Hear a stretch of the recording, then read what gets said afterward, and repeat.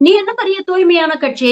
நீ தூய்மையான கட்சி எல்லாம் கிடையாது. கலப்பட கட்சி அப்படின்னு அதிமுகவை சேர்ந்த முன்னாள் அமைச்சர் கே.பி. முனுசாமி அவர்கள் பிரிச்சு மேய்ஞ்சிருக்கிறாரு தாவேக்காவ. இடையில செங்கோட்டையன் அவர்களுக்கும் ஒரு 4 மிதி. என்ன பேசியிருக்கிறாரு பாருங்க. புரட்சி தலைவர் எம்ஜிஆர் அடுத்து புரட்சி தளபதி விஜய் சொல்ற வெக்கமா இல்ல? இப்படிப்பட்ட கலவையான மக்கள் தான் அந்த கட்சியில் இருக்காங்க. அதனால அவருக்கு ஒரு கருத்தை சொல்றேன். அது தூய்மை கட்சி இல்ல, கலப்பட கட்சி. நாங்க தூய்மையான கட்சியினர். என்ன தூய்மையான கட்சி? நீ எப்படி தூய்மையான கட்சி ஆக முடியும்? நீ எப்ப தூய்மையான கட்சின்னு சொன்னா நீ உன் ஆட்சிக்கு வரல. உன்னுடைய நடவடிக்கை என்ன தெரியாது. நீ ஆட்சிக்கு வந்த பின்னாடி உன்னை எப்படிப்பட்ட திட்டங்கள் கொண்டு வரணும் தெரியாது. அந்த திட்டம் கொண்டு வந்த பின்னாடி எவ்வளவு ஒழுக்கமா அந்த திட்டத்தை நிறைவேற்றணும்னு சொல்ல முடியாது.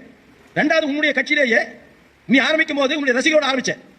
அந்த ரசிகரோடு ஆரம்பிச்சா ஒரு தனித்தன்மை உள்ள கட்சின்னு சொல்லலாம். இன்னைக்கு பல்வேறு கட்சியில இருந்து உங்கள்ட்ட வந்திருக்காங்க. அப்படி வந்தவங்க யார் தெரியுமா? சந்தர்ப்பவாதிகள். எங்க இடம் கிடைக்கும், எங்க வாய்ப்பு கிடைக்கும், எங்க வசதியான தலைமை பொறுப்பு கிடைக்கும், அங்க கிடைச்சா எங்க அடுத்த தேர்தல் நம்ம ஒரு பதவிக்கு வரலாம் அப்படின்னு நினைக்கிறவங்க தான் உன்னோட சேர்ந்திருக்காங்க. உங்க கொள்கை பரப்பு எல்லாம் யாரு?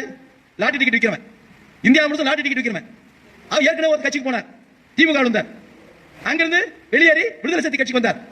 அங்க விடுதலை சக்தி தலைவர் திரு தொல்மாவர்கள் பெரிய பதவி கொடுத்தார். அங்க சண்டை விட்டார். அங்கிருந்து வெளியே வந்தார். வெளியே வந்து இன்னும் பல கட்சிகள் பார்த்தார். நம்ம கட்சிக்கே வரது கூட பார்த்தார். நம்ம கட்சியில எல்லாம் வந்தவங்க உயர்ந்த இடத்துல வந்த முடியாது. என்ன உழைக்கிறவங்களுக்கு கட்சி, உழைக்கிற கட்சினாலதான் இன்னைக்கு ஒண்ணுமே இல்லாத கிராமப்புறத்தில் இருந்த ஒரு சாதாரண எடப்பாடி பழனிசாமி இந்த கட்சிக்கு போச்சு ஆயிருக்காருன்னா உழைச்சி உழைச்சி உழைச்சி தலைவர்கிட்ட நல்ல பேர் வாங்கி அவருடைய உயர்வாலும் அவருடைய எண்ணத்தாலும் தொண்டருடைய சந்தோஷத்தாலும் இந்த இடத்துக்கு வந்திருக்கோம். யாரெல்லாம் இருக்குன்னா யாருமே திடீர்னு வந்த ஆள் கிடையாது. உழைச்சி வந்தாங்க. அவர்கிட்ட ஆளுங்க சந்தர்ப்பவாதிகள் ஏதோ ஒரு வகையில் ஒரு பதவி வரும். அது மாதிரி நம்ம கட்சி ஒரு ஆள் போயிருக்கான்.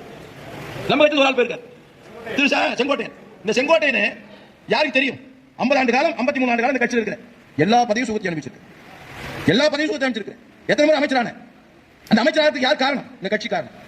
அந்த பதவி கிடைக்கிறதுக்கு யார் காரணம்? இந்த கட்சி காரணம். இன்னைக்கு பொருளாதாரத்தில் மிகப்பெரிய உயர்ந்த இடத்துல இருக்கிற பல கல்லூரிகள் வச்சிருக்கிற பல நூற்றுக்கணக்கான ஏக்கர் நிலங்கள் வச்சிருக்கிற அதுக்கு யார் காரணம்? இந்த கட்சி காரணம்.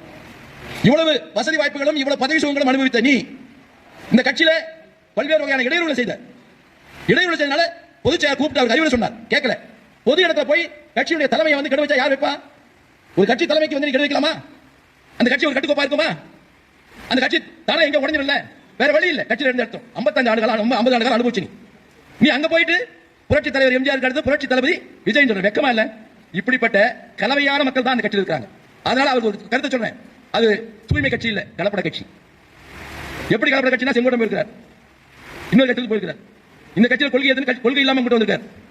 ஆறு வருஷம் பல கட்சி வந்தவர் அங்க போயிருக்காரு. இன்னொரு பிஜேபி வந்தாரு, நம்ம கிட்ட வந்தாரு, அப்புறம் இங்க வந்திருக்காரு, அவரு கிட்ட வந்திருக்காரு.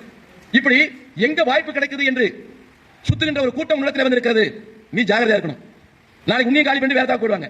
அப்படிப்பட்ட ஆள் தான் இருக்காங்க.